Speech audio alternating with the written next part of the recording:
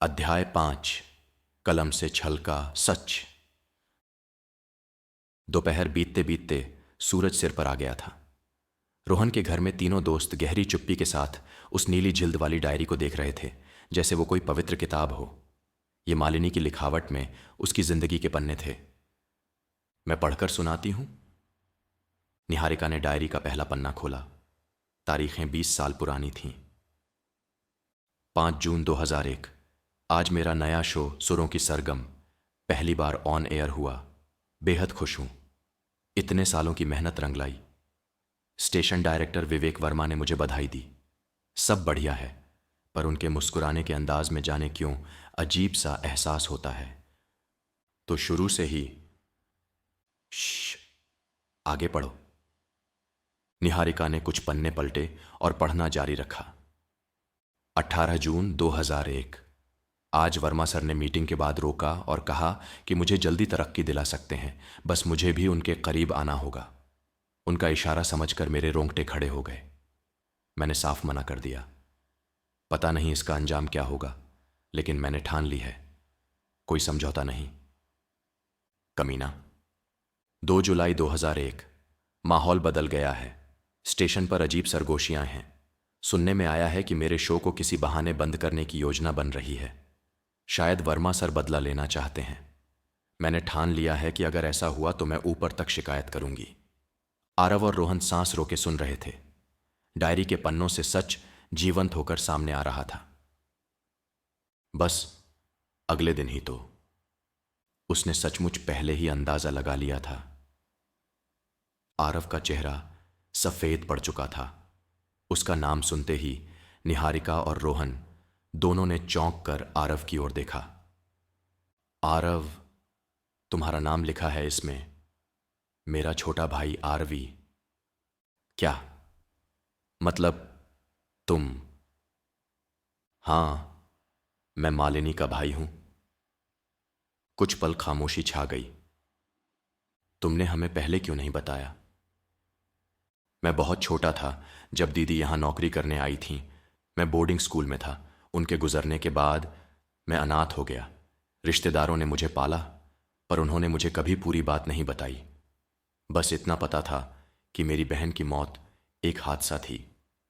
जब बड़ा हुआ और उस घटना के बारे में पढ़ा तो समझ नहीं पाया कि क्या सच है क्या झूठ। मैं तुम लोगों के साथ मिलकर यह रहस्य सुलझाना चाहता था, लेकिन अपनी पहचान बताकर भावनाएं बीच में नहीं लाना चाहता था।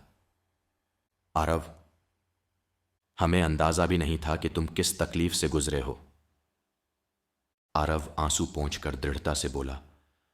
अब तुम लोग समझ सकते हो कि मैं पीछे हटने वाला नहीं। ये लड़ाई मेरे लिए निजी है। तीनों के दिल भर आए थे, पर मालिनी के लिखे एक एक शब्द ने उनके इरादे और मजबूत कर दिए।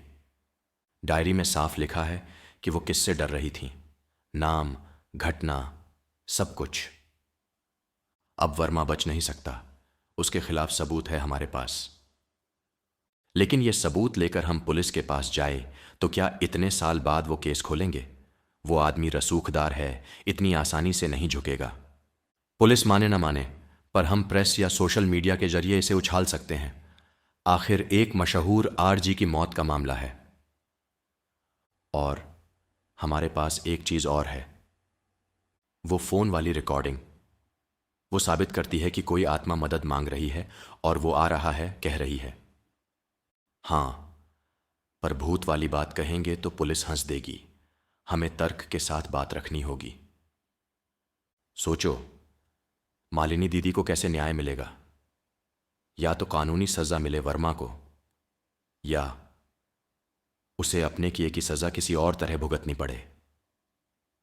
आरव के लहजे में अचानक एक सर्द आक्रोश झलक आया।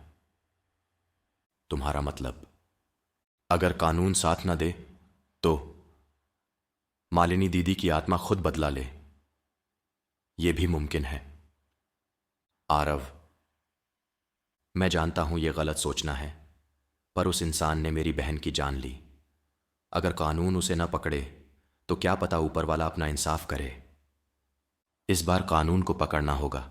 हम पूरी कोशिश करेंगे कि सच सबसे सामने आए। सही है, हमें सारे सबूत इकट्ठे करने होंगे।